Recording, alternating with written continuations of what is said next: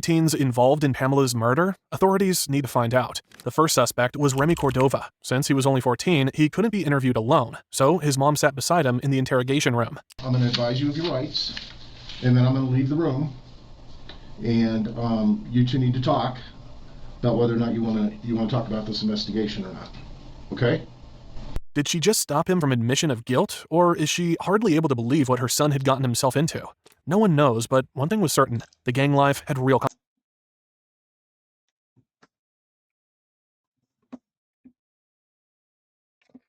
Bro, what the fuck?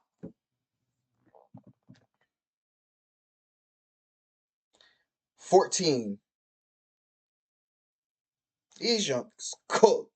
The generation's cooked. Tell them, bro, they're going to skip a whole generation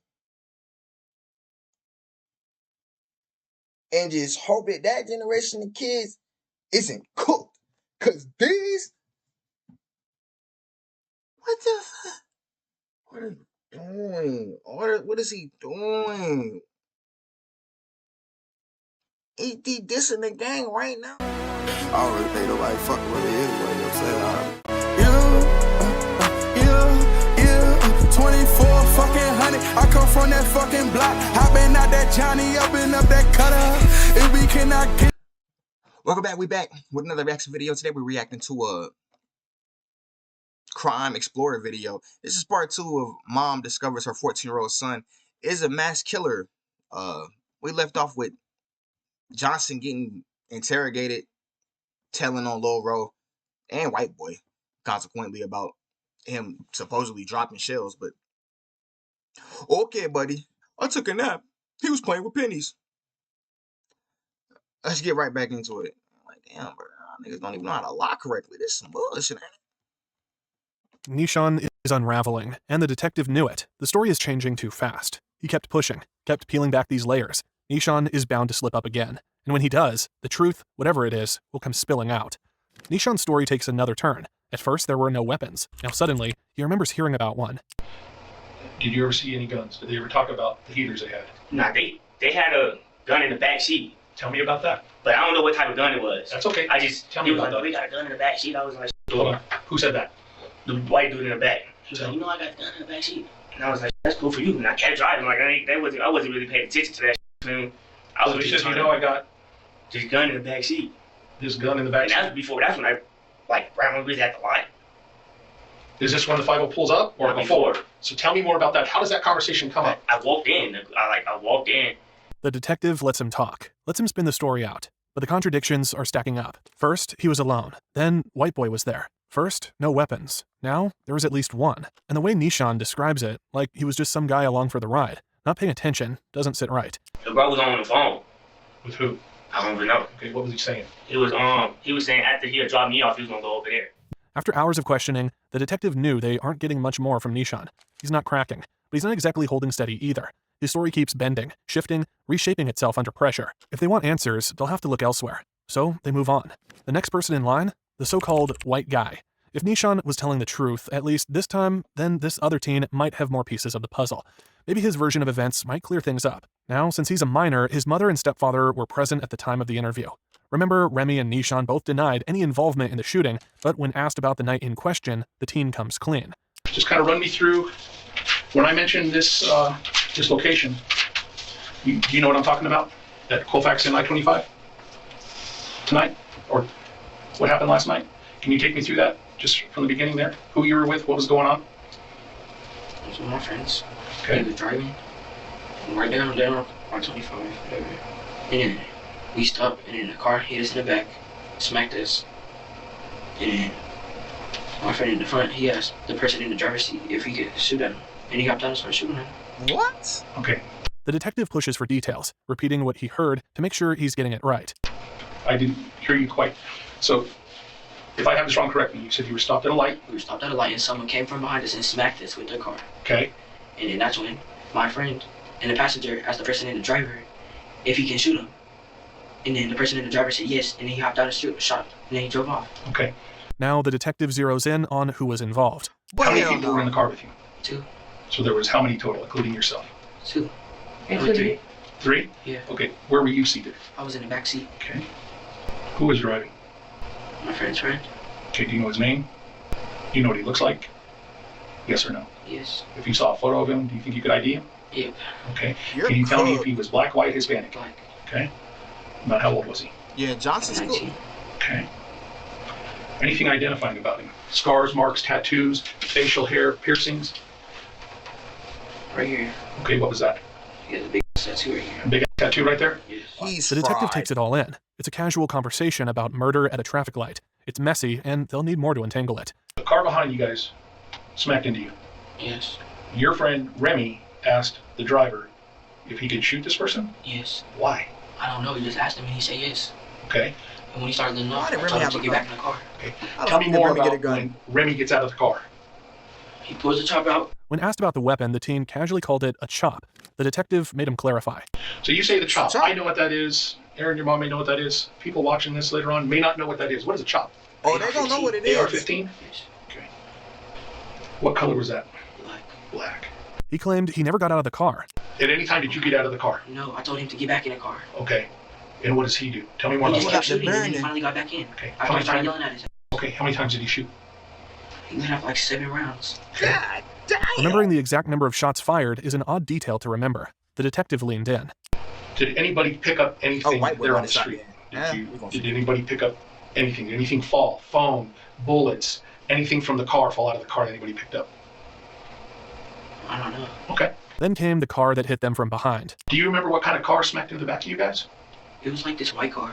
White car? Yeah, I it was don't a think that car was van. white. Like a white van? Yeah. Okay. That Do you car remember was if the black. driver of that car was male, female, black, white, I Hispanic? don't know. Don't know? All I know is he just hopped out and started shooting and I told him to get back in. The detective let the silence sit for a moment. Then he went back to one key detail. The moment the car smacked into them. The car smacked you guys from behind. What were you doing? I was listening to music. Okay. On what? What you listening to? DMX? The car hit them hard enough that his head bounced off something. How hard do you think the car smacked you from behind? Tell me more about that. Smacked enough like this, hit my head. Okay. Or And maybe then that's he was when just listening to music Remy too started hard? getting mad. And that's when he asked him if he didn't shoot him. And he hopped out and started shooting at him. And then that's when I was like, get in the car, nigga, what are you doing? Like, Colette? Man, let White God rock. I don't even no more, man. These indigos be doing whatever they want. Okay. what are you doing? Was there any argument? Any words exchanged before the shooting? Was there any verbal exchange between the person that hit you guys from behind? Hell no. Okay. He just hopped out and started shooting. Okay. No argument. No threats. Just immediate gunfire? It didn't make sense. Then they moved on to the car itself. Car you were in. How many times you been in that car? That was like the second time. Okay. When was the first time? Like a couple days before that. Okay. Whose car When is it's it? McDonald's. I don't even know. What do you do after Remy gets back in the car? I told him to get in the car. And then the person in the driver skirted off. Down Colfax. Okay. The detective didn't rush him. He let the teen talk, let the details spill out naturally. They left the scene, heading down Colfax. Where do you guys go down Colfax? To where?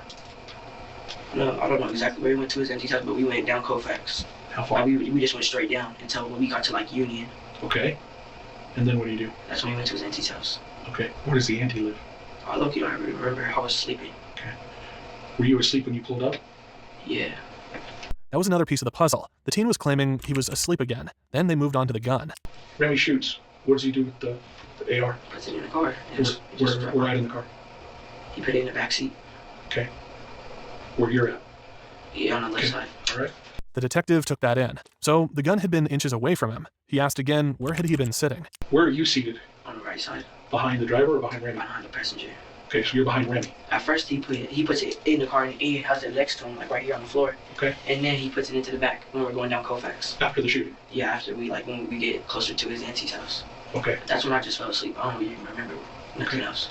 The detective made a note. That was 3 times now the teen had claimed to be asleep. But there was still more to ask. At any time last night, Saturday night, baby mama's house, driving before you fell asleep, did you ever handle that AR? Meaning hold it, touch it? No, If I print it, am I going to find your fingerprints or your DNA on that gun? no. Okay. I didn't handle that gun. Okay. I might have pushed it over, but I was not handling that gun. Okay. Because Remy, that's his gun. All right. If they found his prints, it would only be because he had pushed it out of his way. If you would have pushed it over and touched it, what part would you have touched so I know? Like on the top, like On the stock, they call it the stock on little the top. right here, like and then like right here, like Okay. next to the trigger, like You know the little piece that comes down like this? Yes, sir. Yeah, like right there, because I had to move it away from me. I pushed it over, Okay. and that's where my pencil be. Okay. Then the detective moved on to the atmosphere in the How does that car. make sense? Before you fall asleep, what's the discussion in the car about what just happened? They don't even say nothing. They're not even talking. Okay. At any point, even after Auntie's house, do you guys talk about this? No, because I got woken up to getting yelled at. The cops are chasing us. Okay. And then that's when we crashed. No one spoke about what just happened. No arguing, no panic, just nothing. And then the chase. Tell me more about being woken up that the cops are chasing you guys. Remy was like, bro, the cops are chasing us. They're behind us, bro. They're behind us. And then I had woken up and I was sleeping in the back. And I was like, what? And I looked behind us and the cop is right behind us following us. And then the driver starts going fast. And then the cop turns the lights on. And then we go down this one street and we hit a big pothole. And then that's when the car went up and then he lost control. And then I don't even remember. All I know is I just got out the car. Okay. The next thing he knew, he was outside the wreck, standing in the street. Started walking up the block. What, you got a concussion? Why you Did don't you walk remember around? nothing? If you ran, that's okay. I started CTE walking. boy. The other two, Remy, he was running. I was just jogging. I was like, Okay. because like I didn't know he like did something. I don't know he did something. Like Well, hold on a minute. I didn't know like something that bad happened. I didn't What know do you someone mean? got killed. But he fired an AR Thank into you. a What do you car. I know What do you about? think was going to happen? I don't know. Okay, fair enough. He said he was trying to aim towards the engine. Okay. That was the excuse. That was Boy, the what? plan. Take out the car, not the person inside. But was that true? Did Remy really think that? Or was it just something to say after the fact? You walk off. Why don't you stay there? Because like there's guns in the car. I'm not even gonna lie to you. It was a stolen car. I didn't know that until a couple days before, like yesterday. So that's why I was jogging. And then yeah, That's why you were what? I was jogging up the street. Okay. Like I didn't take off how they was running because they was running fast. I was just like speed walking. He didn't sprint like the others, but he wasn't about to stand there and wait for the cops to grab him. Do you meet up with either Remy or the driver? Yeah, the driver. Tell me about that. I met him when I was walking. I saw him in the alleyway. Okay. Where was he? He was in that little alleyway where he was just in the alleyway and I just saw him walking. Okay. Where did you guys go? I kept walking. I was just like, there's cops all throughout the block. Like Well, he tells me that he's with you. he said that to you. Yeah. Okay. So he says you guys went in the alleyway. Where were you guys? We was in the alleyway. Okay. That's where I saw him first. But then after that, we went out of the alleyway into the neighborhood. Okay. Tell me more about going in the neighborhood. We started walking through the neighborhood. Okay. Where do you go? I don't know over there in Lakewood, but we were just walking around the blocks and we just seen there was cops on every single block. Okay. Where were you found? I was found in the alleyway. Okay. In a what? It's the alleyway. I was just walking down the alleyway and they told me to freeze and get on my knees. Let me get to the point. Were you in a shed? Yes or no? No, Never in a shed. I wasn't in the shed. I might have been in someone's backyard, but I was not in the shed. Okay. If you were in a backyard, who were you with? I was with the driver. Would you and the driver discuss? We didn't discuss nothing. I was just like, bro, I'm not gonna get in trouble for this. And I just walked out the alleyway. I was like, I do not care. Like, bro, I didn't do shit. Okay. But like, what am I getting in trouble for? For y'all, y'all doing? Okay. And I apologize about earlier about the hypothermia. That's not you. That's my fault. Okay. So I apologize about that. Okay. Because What? I was like, because we're standing in the backyard and I'm like, bro, you sound dumb if you think we're gonna get away. There's cops on every single block. You sound stupid. So I'm like, he stays there in the backyard. I'm like, all right, bro, peace out. I walk out in the alleyway. They got me. Okay. I didn't do nothing. So I'm gonna be like, all right, freely like. The detective stepped out, leaving the teen alone with his mom and stepdad. Just There was no like me. sugarcoating it, no soft words to ease him into what was coming. They laid it all out in front of him. Now you're gonna end up doing time over someone else's bull. How am I doing time over something? Because Watch. someone died. Someone You- died. you- This is Over someone else's bullshit. Ma'am, do you not know that your son willingly went with those people? He could have stayed his ass at the crib. You saying over someone else's, and he went with those people. So, ma'am, you are wrong. It's not someone else's bullshit. It is his. It's a group effort. Everybody that was in the group that decided to do those things are idiots. They're all just as culpable because they all could have stopped each other. Yeah, let's not do this. Oh, no, we're not going to do this. We're not popping out to do this. Why do you have that with you? Yeah, no. I don't know what Remy was on, and we're going to see in the conclusion of this, but no. You saying someone else's boy when your son went along with them is crazy. isn't, it doesn't matter what you know or what you think you didn't know. Someone died last night. Someone died. This isn't a game. This is like a big deal. This isn't like, oh, you stole a car and didn't go to school. Like, someone lost their life, dude. Behind somebody's dumb that you was in the car with. His stepdad piled on, calling out the choices that got him here. Riding around thinking that this is hot shit. Thank you. He obviously doesn't give a fuck about anything. His life, his kid's life, anybody's life, apparently. And you're hanging out with him. Do you think he gives a fuck? Obviously not. This cop don't know if you touched that gun or not. The cops didn't know if he touched the gun or not. Maybe he didn't, but that wasn't the point anymore. The point was, he was tied to something bigger than he ever expected, and there was no walking away from it now. The detective returned, no longer just asking questions. Now, he had something concrete. This next question is important, okay? I'm going to ask you this. Be honest with me. Okay? Did you shoot? No. Okay, and I'm asking you that because Did I say I did? someone independent said they saw you. They described you to a T and what you're My wearing. stepdad's You black. were the shooter. I'm telling you. And let him Okay, well, I say, promise I ain't going to cut it. I wasn't the So- shooter. Remy hopped out and shooter. Okay? The detective wasn't I absolved interested in myself. promises. He wanted proof, and when he brought up DNA, the teen hesitated. So again, when I swab for DNA, am I going to find your DNA on that trigger guard on that rifle? On that AR-15, am I going to find your DNA?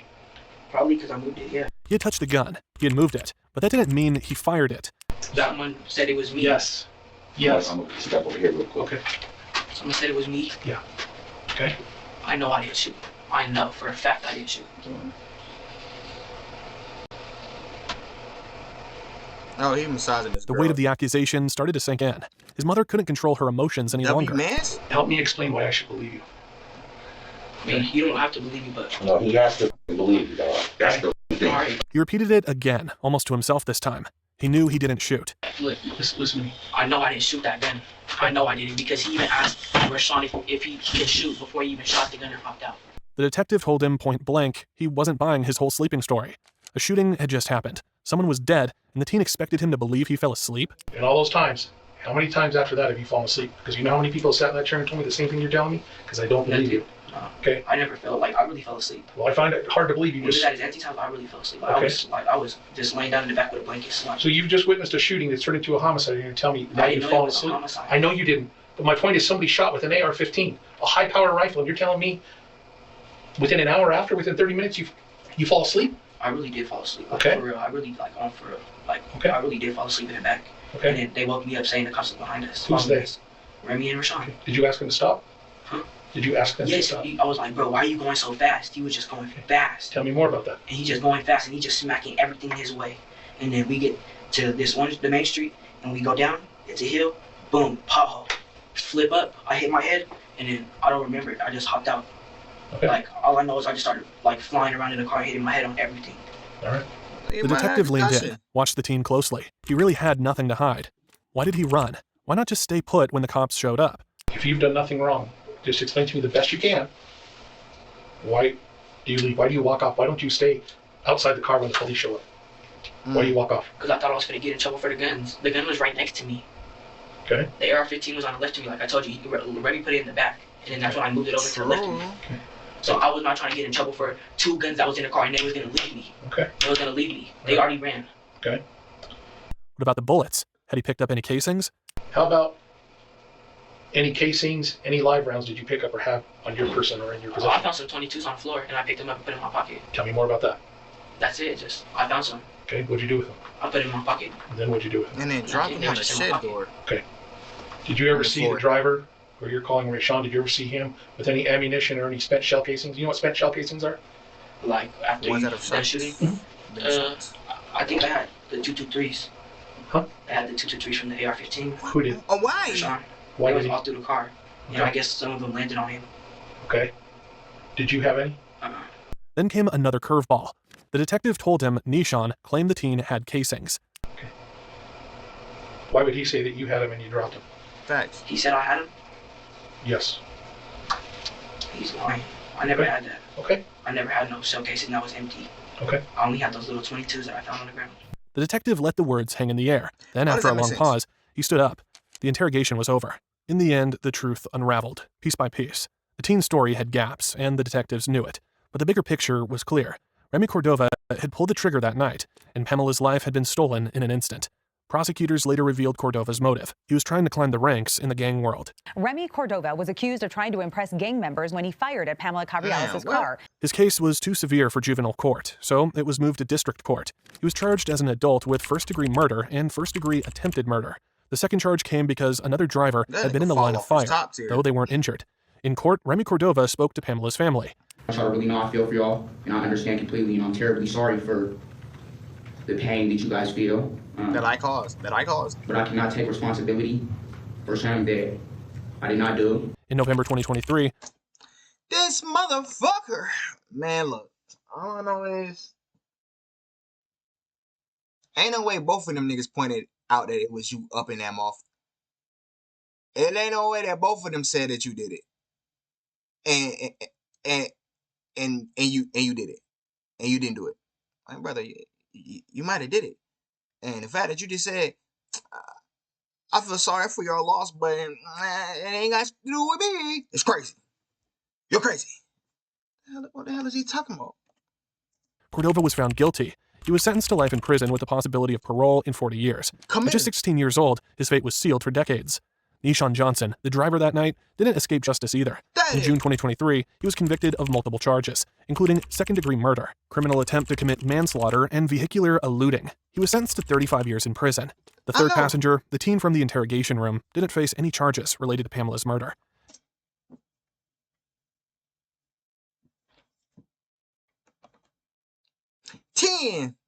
That's fucked up. Man, I'll be doing something better in life than that bullshit they had going on, bro. Oh, it's a minute left. Let me see it. Let me see what they're talking about that last minute. His story may have been messy, but in the end, the evidence didn't place him at the trigger. As for Pamela, her family refuses to let her name fade. Her memory lives on through her son Leo. Both my son and I have gone through all grievance stages. What do you do when your child asks you, who's going to take care of me if you die, Daddy?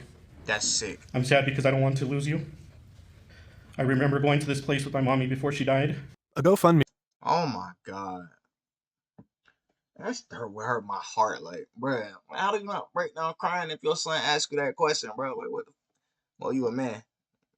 You gotta buck up. But like, damn, son, what the fuck? That's a crazy ass question.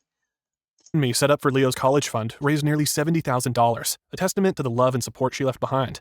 Some choices seal your fate before you even realize it. A gun fired, a young mother gone in an instant, a teenager who thought he was chasing power, but found himself locked behind bars for life. This wasn't just a crime, it was a ripple effect of irreversible damage. Pamela never got to see her son grow up. Leo will only know his mother through pictures and stories. And Remy, who pulled the trigger, he traded his youth for a prison sentence that will outlast his childhood. Violence doesn't make anyone untouchable. It only leaves behind the wreckage of what could have been. If you found this case as shocking as we did, don't forget to like this video, subscribe for more true crime breakdowns. Yeah. Definitely like and subscribe. That video was horrible. Not as in production wise, I mean as in Lil Buddy did some horrible I mean, what the is wrong with him? Then his model's like, nah, don't say nothing. We gonna get a lawyer. That lawyer ain't do shit. Nobody got cooked. They said he did it twice. He's out of there. Then Nishan Johnson, there you go. Damn, bro, you don't get to raise your kids. Like, brother, you should have never been spending with Lil Buddy ass. Matter of fact, that Lil Buddy was 14. You shouldn't even be interacting with this nigga. You got kids. You got a whole another set of problems that you have to deal with. Like, I get it, you're 18, but you got some grown ass responsibilities to handle. I know. Oh yeah, I'm hanging with my friends. Friends. You need to be hanging with your children. Get the bottle ready, nigga. Like, what is he talking about? I don't know. I mean, if the evidence couldn't place a white boy, I guess even then it's like you was in the vehicle doing all this other stuff. Why did you have shell cases in you? I guess. Or whatever. Could have gave him 5 years. Not 8 in there better. But hey, Ryan. Nah, he didn't run though. Nah, he didn't resist either. You know what? I guess he wasn't guilty. So why would he do anything? Face that types. Also, what happened with the McDonald's incident? You said that they shot up a McDonald's. What the hell? Also, this nigga not a mass killer if he only took out one person. Rest in peace. But it's not a mass. He's just crazy. The perceived power that I think he was thinking he was going to receive, nigga, that wasn't going to be no perceived power, brother. You ain't doing no gangster shit. That shit not gangster, bro. You terrorizing civilians. But what is tough about that? That's the end of the video. Make sure y'all like, comment, subscribe, share the video, share your thoughts on the video in the comment section below. Hit the notification bell so you can stay up to date when I drop videos on this channel. I'll catch y'all on the next one. Stay safe, y'all. Baby, slide by to my mausoleum. She got sushi.